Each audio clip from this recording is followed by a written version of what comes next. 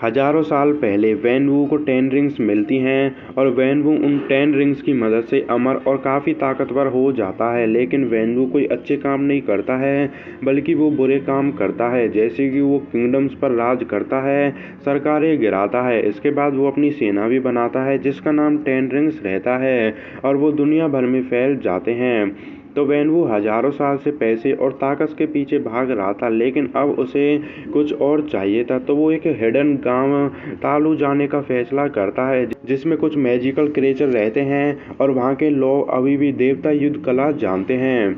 लेकिन उस गांव के बाहर एक जंगल भी रहता है जो एक जादुई जंगल रहता है जिसमें हर सेकंड में रास्ता बदलता है और कोई भी उस जंगल को पार नहीं कर सकता है, बस वो ही उस जंगल को पार कर सकता है जिसे रास्ता पता रहता है।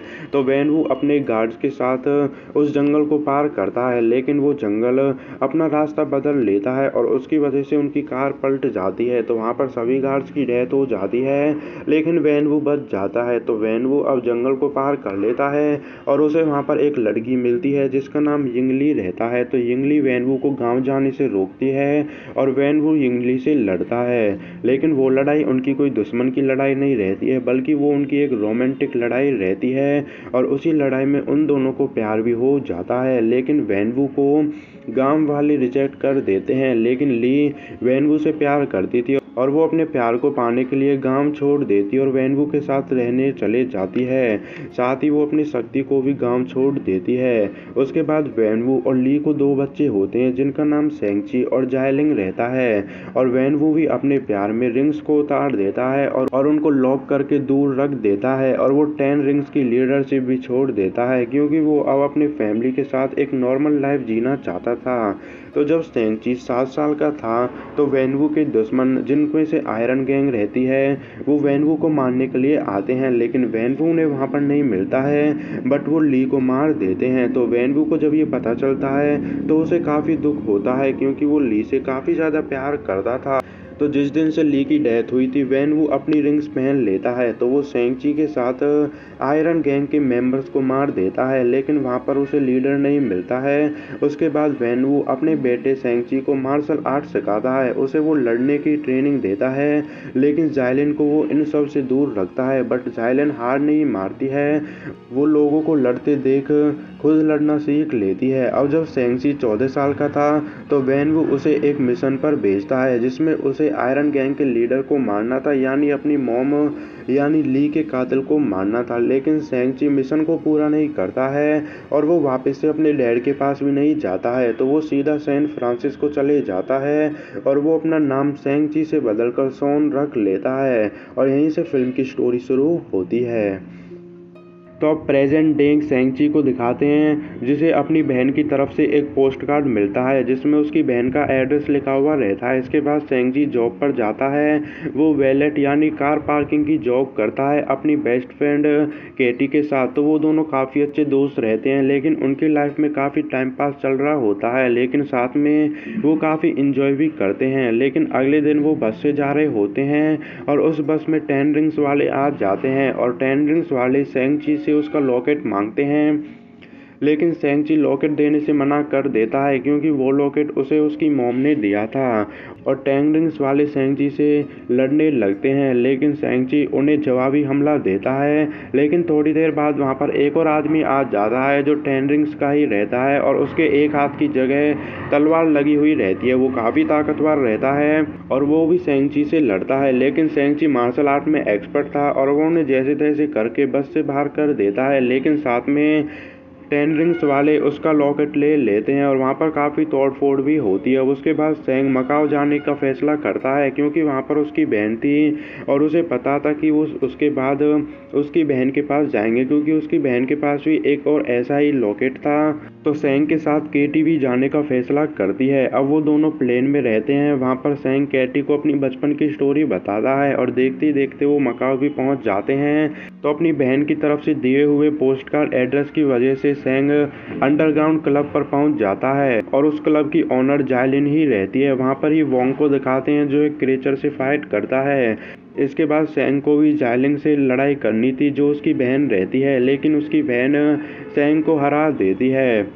तो जब सेंग आयरन गैंग के लीडर को मारने के लिए जा रहा था तो वो अपनी बहन से 3 दिन में लौटकर आने के लिए कहकर जाता है, लेकिन उसे सालों हो जाते हैं और वो वापस नहीं आता है और उसकी वजह से उसकी बहन उससे काफ़ी नाराज़ थी। तो अब प्रेजेंट टाइम में सेंग अपनी बहन को बताता है कि उनके डैड को उनके बारे में पता चल गया है और वहीं पर सेंग को पता चलता है कि वो पोस्ट कार्ड उसे उसकी बहन ने नहीं भेजा था बल्कि उसके डैड ने भेजा था। उसके डैड ने उनके पास वो पोस्ट कार्ड इसलिए भेजा था ताकि वो दोनों उन्हें एक ही जगह पर मिल जाएं और उसका डैड आकर उन्हें पकड़ ले।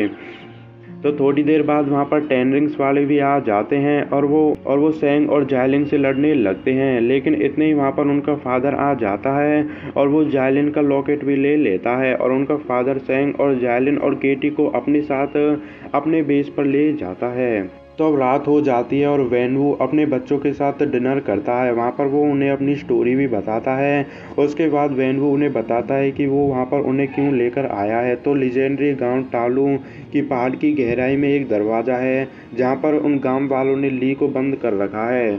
वेनवू को इसके बारे में इसलिए पता है क्योंकि वेनवू को ली की आवाज़ आई थी जिसमें ली ने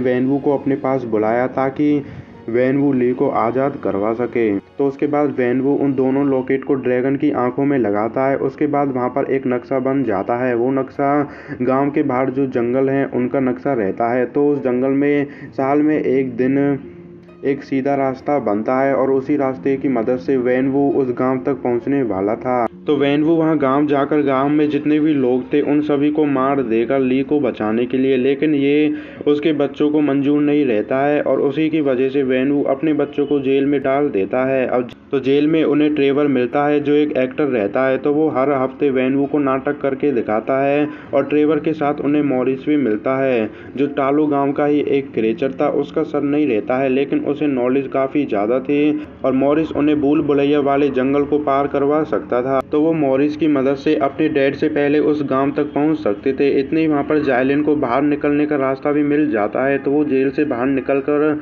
गैराज तक जाते हैं। वहां से वो कार लेकर निकल जाते हैं। वो जंगल के पास पहुंच जाते हैं तो वहाँ पर मॉरिस उन्हें गाइड करता है और वो उसकी मदद से भूल भुलैया वाले जंगल को पार करते हैं। उनके लिए वो काफ़ी मुश्किल रहता है लेकिन वो उसे पार कर लेते हैं और वो गांव में पहुँच जाते हैं। वो गांव काफ़ी सुंदर रहता है। वहाँ पर उन्हें कुछ मैजिकल क्रिएचर्स भी मिलते हैं। उसके बाद उन्हें गांव के लोग दिखते हैं और वो उनके पास जाते हैं। वहाँ पर उनके पास जियांग नैन आती है।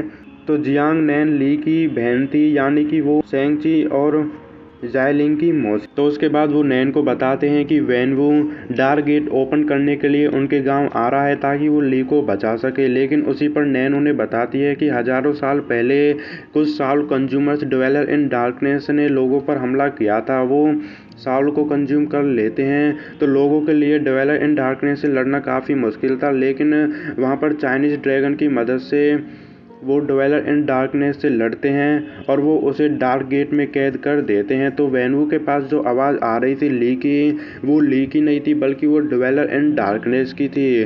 तो वेनवू के पास 10 रिंग्स थी और उसकी मदद से वो दरवाजे को ओपन कर सकता है। इसी वजह से ड्वेलर इन डार्कनेस उसे अपने पास बुला रही थी ताकि वो उसे आज़ाद कर सके। तो साउल कंज्यूमर लोगों को उनकी इच्छाओं के सपने दिखाते हैं ताकि वो आकर डार्क गेट को ओपन कर सके। तो वेनवू से पहले वहाँ पर कई सारे लोग आए थे डार्क गेट को ओपन करने के लिए, लेकिन गांव वालों ने उनसे लड़कर उन्हें रोका था और इस बार उनको वेनवू से लड़ना है वेनवू को रोकने के लिए, लेकिन वो उनके लिए काफ़ी मुश्किल होने वाला है। तो वहाँ पर अब सभी ट्रेनिंग करते हैं ताकि वो 10 रिंग से लड़ सके। तो नैन सेंग को ली की तरह लड़ना भी सिखाती है क्योंकि एक ली ही थी जो वेनवू को हरा सकती थी। वो दिन भी आ जाता है जिस दिन जंगल का सीधा रास्ता ओपन होता है और वहाँ पर वेनवू आ जाता है 10 रिंग्स के साथ। तो वहाँ पर टालो गांव के लोगों की और 10 रिंग्स की लड़ाई होती है। उसके बाद सेंग वेनवू से लड़ता है। तो सेंग के लिए वेनवू से लड़ना काफ़ी मुश्किल था और वेनवू सेंग को पानी में फेंक देता है।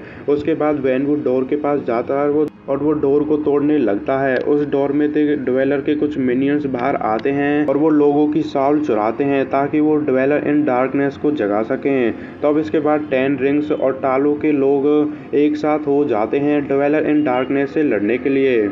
तो इतने ही सेंग भी पानी से बाहर निकल जाता है चाइनीज ड्रैगन के साथ और वो वहाँ पर काफ़ी मिनियंस को मार देते हैं। उसके बाद सेंग वैनवू के पास जाता है और उससे लड़ता है। इस बार सेंग अपनी मॉम की तरह ही लड़ता है और सेंग वैनवू की 5 रिंग्स पर कंट्रोल कर लेता है।